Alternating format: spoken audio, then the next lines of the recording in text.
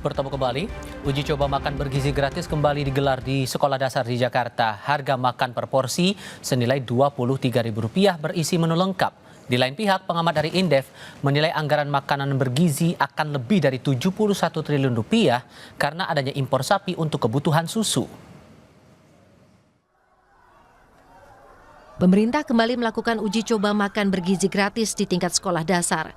Uji coba ke-12 hari ini dilakukan di SDIT Al-Ihsan, Pasar Minggu, Jakarta Selatan. Ada 700 paket sarapan disiapkan. Paket berisi menu lengkap seperti nasi goreng, sayur, ayam, telur, dan buah.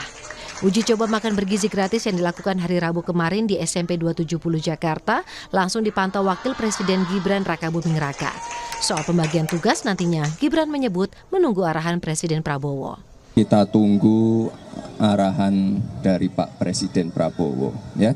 Itu masih sama. Tapi sekali lagi kita tunggu arahan berikutnya dari Pak Presiden Prabowo. Ini pembantunya Presiden, kita pastikan pembangunan yang ada, pembangunan yang sudah berjalan, ini bisa tereksekusi dengan baik sesuai timeline yang ada.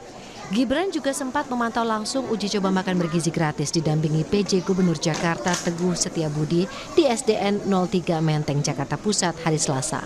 Ada 500 paket makan bergizi gratis yang diberikan kepada siswa kelas 1 dan kelas 2. PJ Gubernur Jakarta menyebut harga per porsi adalah Rp23.000. Sebanyak 500 siswa dan tenaga pendidik menerima makan siang bergizi gratis yang disediakan oleh catering Jakarta Torsindo dengan harga paket Rp23.000 per paket dan setiap paket berisi nasi putih, kemudian daging ayam, telur dadar, capcay, dan buah.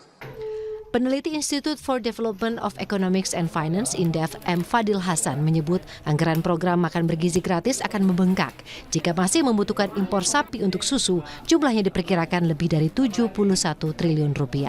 Hanya keperluan untuk makan bergizi gratis ini adalah ada tambahannya seperti tadi disampaikan adalah importasi sapi perah ya.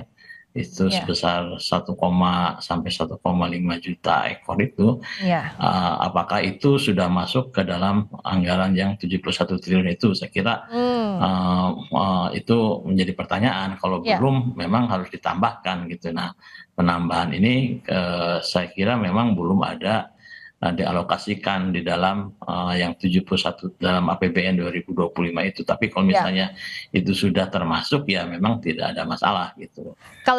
Anggaran makan bergizi gratis telah dimasukkan dalam APBN tahun 2025. Besarannya adalah Rp71 triliun. Menurut Badan Gizi Nasional, seluruh program ini akan membutuhkan sekitar Rp400 triliun. Di tahun pertamanya, program yang menyedot anggaran Rp71 triliun memiliki target memberikan makan bergizi kepada 82,9 juta anak Indonesia. Untuk memenuhi menu makan bergizi gratis, pemerintah terkendala suplai susu impor. Impor sapi diperlukan untuk memenuhi kebutuhan minimal sapi dalam memproduksi susu, yakni 2,5 juta ekor.